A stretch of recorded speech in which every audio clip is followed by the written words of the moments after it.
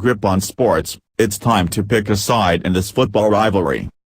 Take all your rivalries, meld them together into one pot and you may come close to the aroma of the service academies one. It's like Washington, Washington State or Montana, Montana State but spread all over the world.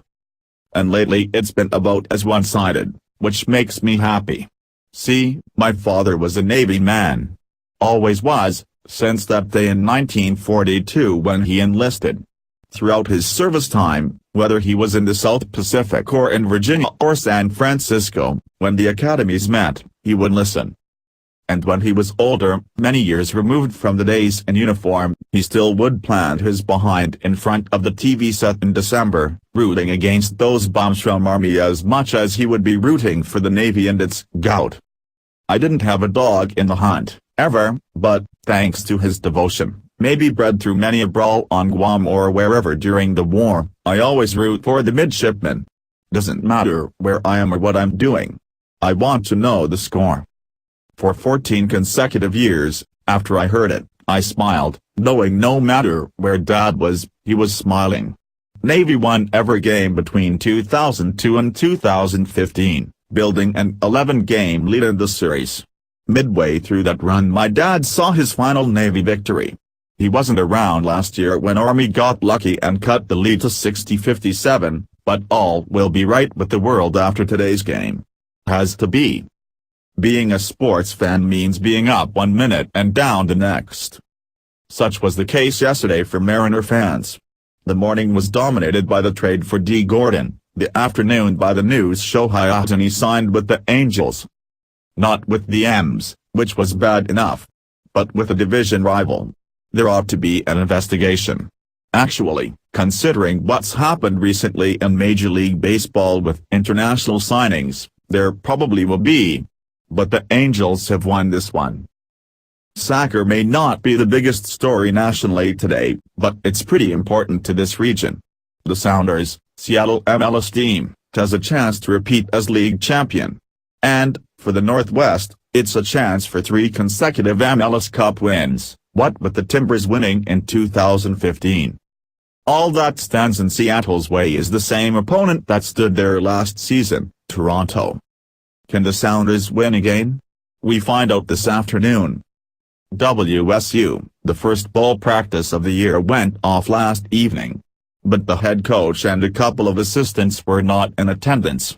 They couldn't fly into Pullman due to foggy conditions at the airport. Theo Lawson was in town already and has a story from after practice and a whole bunch of interviews on our WSU football page. The Times' Stephanie Lowe spoke with WSU President Kirk Schultz and has this piece. Elsewhere in the Pac-12, though the bowl games are around the corner, the biggest football news may be the new early signing period, which is less than 2 weeks away. Another coaching vacancy was filled yesterday when Oregon decided to promote someone new, interim coach Mario Cristobal.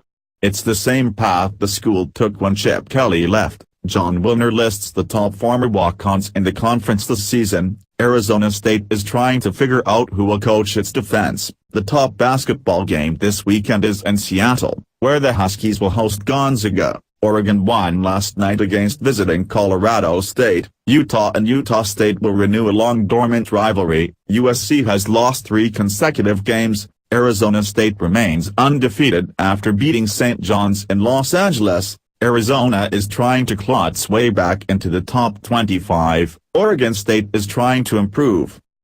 Gonzaga, there is more intrigue with Sunday's Washington matchup, especially after the Huskies upset number 2 ranked Kansas this week. Jim Beam looks back at 5 classic games between the schools. There is history between Weber State and BYU, which meet tonight. Alvin Snow was once the player everyone on Eastern's basketball team looked to for a big play. Now Snow is an agent. The roles are similar. Jim Allen has the story. Weber State led by 8 late in its FCS matchup with top-ranked James Madison, only to lose on a late field goal. Chiefs, Everett has one of the best goalies in junior hockey. And Carter Hart showed why again last night in the Silvertips 3-0 win over visiting Spokane. Preps, Friday nights are now full of basketball and we can pass along roundups from the boys and girls, In the more than 30 years we've lived in this area, this might be the fifth or sixth plan floated to deal with Albi Stadium. Amy Edelin has the story in this morning's SR. Seahawks, if you thought Chris Carson was close to returning, this news should change your mind. Why is Cam Chancellor still on the active roster? Mariners, the M's thought they were in the driver's seat. They had amassed the most money, had a history with Japan and had a motivated organization. But Ohtani decided to sign elsewhere. The worst part of the Ohtani news is where he signed. The M's will play the Angels 19 times.